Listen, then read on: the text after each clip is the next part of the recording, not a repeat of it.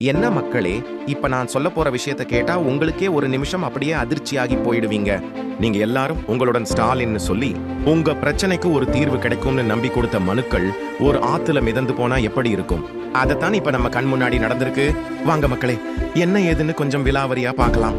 நம்ம எல்லாரும் இவ்வளவு கஷ்டப்பட்டு நம்ம பிரச்சனைகளை சொல்லி ஒரு மனுவை தயார் பண்ணி அந்த மனுவை அவங்க கிட்ட கொடுத்தது எதுக்கு? நம்ம பிரச்சனைகள் தீர்ந்து ஒரு நல்ல வழி கிடைக்கும்னு தானே. ஆனா இந்த மனுக்கள் எல்லாம் இப்ப எங்கே போயிருக்குன்னு தெரிஞ்சா உங்களுக்கு மனசு வலிக்கும். சிவகங்கை மாவட்டத்துல திருப்புவனம் பக்கத்துல இருக்கிற வைகை ஆத்துல தான் இந்த மனுக்கள் எல்லாம் மிதந்துட்டே இருந்துச்சாம். இத பார்த்த பொதுமக்கள் அதிர்ச்சியாகி உடனே போலீஸுக்கு தகவல் கொடுத்திருக்காங்க. அங்க அதிகாரிகள் போய் பார்த்தப்போ இந்த மனுக்கள் எல்லாம் சமீபத்துல திருப்புவனத்துல நடந்த உங்களுடன் ஸ்டாலின் முகாம்ல மக்கள் கொடுத்த மனுக்கள்னு கண்டுபிடிச்சிருக்கிறாங்க.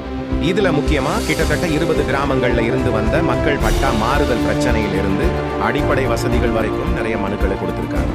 இந்த மனுக்கள் எல்லாம் இப்படி பொறுப்பு இல்லாம ஆத்துல மிதந்து போனதுதான் இப்ப பெரிய சர்ச்சையை கிளப்பி இருக்கு. நம்ம மனசுல ஒரு நம்பிக்கை இருக்கும், நம்ம கொடுத்த மனுவுக்கு ஒரு நல்ல தீர்வு கிடைக்கும். ஆனா இப்படி ஒரு சம்பவம் நடந்தப்போ அந்த நம்பிக்கை எல்லாம் அப்படியே நொறுங்கி போகுது. இந்த வீடியோ இப்ப சமூக வலைத்தளங்கள்ல பயங்கரமா வைரல் ஆகிட்டு இருக்கு.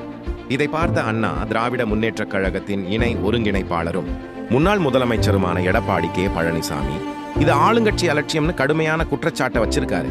இந்த மாதிரி முகாம்கள் எல்லாம் கண் துடைப்புக்காக தான் நடத்துறாங்க, மக்களுக்கு உதவ இல்லைன்னு அவர் சொல்லி இருக்கிறாரு.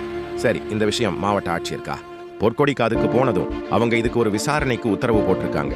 அவங்க என்ன சொல்றாங்கன்னா, ஆத்துல கிடைச்ச மனுக்கள்ல 6 மனுக்கள் ஏற்கனவே தீர்க்கப்பட்டு விட்டனவாம். 7 மனுக்கள் திருப்புவனம் வட்டாட்சியர் அலுவலகத்தில் இருக்காம்.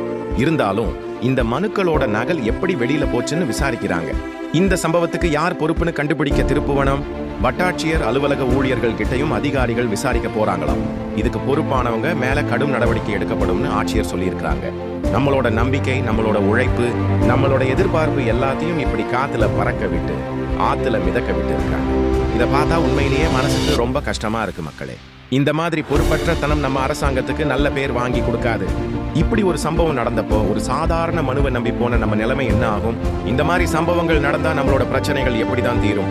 இந்த சம்பவம் பத்தி உங்க மனசுல என்ன தோணுதுன்னு கண்டிப்பா கமெண்ட்ஸ்ல சொல்லுங்க.